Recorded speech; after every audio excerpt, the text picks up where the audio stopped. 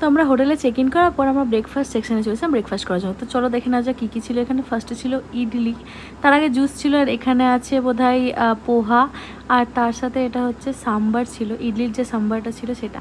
তারপর ছিল এখানে সাদা তেলে হালকা পরোটা ছিল, তার সাথে তরকারি ছিল।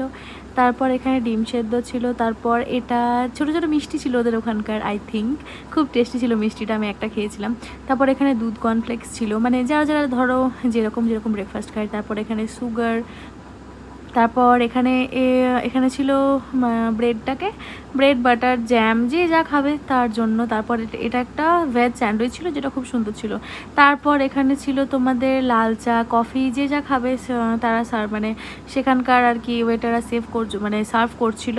তো খুব সুন্দর ওখানকার অ্যাম্বিয়েন্সটা, আর ওখানকার খাওয়া দাওয়া কিন্তু খুব সুন্দর, খুব টেস্টি ছিল। এই যে আমার বান্ধবী খাচ্ছে, আর এই দেখো আমার প্লেট, এই যে সব কিছু